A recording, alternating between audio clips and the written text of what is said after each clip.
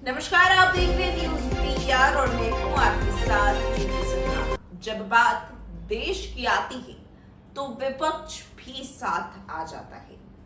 जब बात नागरिकों की आती है तो नीतीश कुमार हो या तेजस्वी या फिर राहुल गांधी पीएम मोदी के साथ ही होना, हर एक राजनीतिक दल एक होकर भारतीय बन जाता है। और ये बातें दिलीप जायसवाल कह रही हैं। बता दें कि पहलगाम हमले के बाद जिस तरीके से भारतीय सेना ने इसका बदला लिया और फिर विपक्ष ने भी इसकी सराहना की, जिस पर दिलीप जायसवाल बोलते नजर आ रही हैं। क्या कुछ कह रहे हैं दिलीप जायसवाल, सुनिए। तरह की निर्मम हत्या हिंदुस्तान के आम नागरिक का आतंकियों ने पहलगाम में किया था।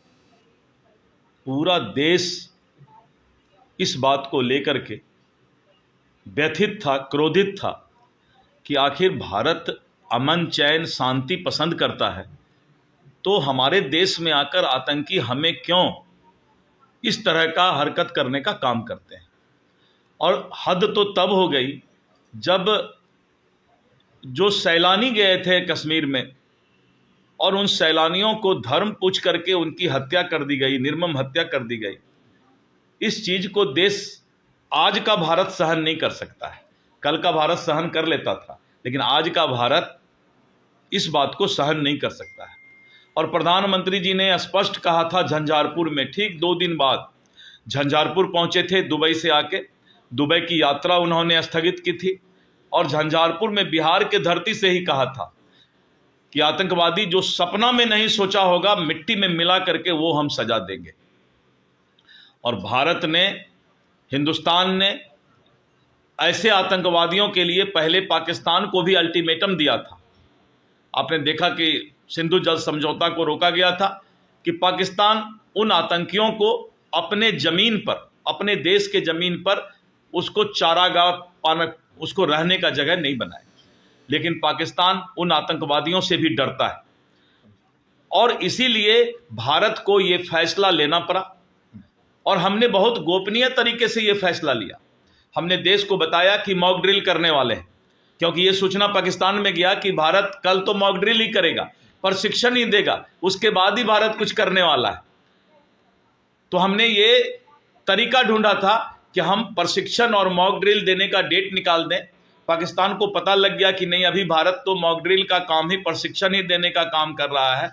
और इसी बीच में भारतीय सेना ने बहादुरी के साथ, पराक्रम के साथ, शौर्य के साथ उनके ठिकानों को नेस्तनाबूद किया।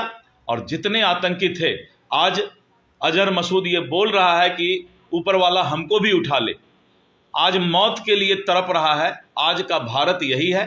और अगर इसके बाद भी पाकिस्तान और आतंकवादी नहीं सुधरे तो इसके आगे भी कार्रवाई की जा सकती है। पाकिस्तान लगातार फायरिंग कर रहा है सीमा पर, जिसमें भारतीय, अब पाकिस्तान को तो अपने देश में दिखाना पड़ेगा ना। होता क्या है कि कबड्डी में जब कोई हार जाता है तो उसका प्लेयर अपने ही तरफ से तु तु तु तु तु तु तु तु तु तु करते रहता है।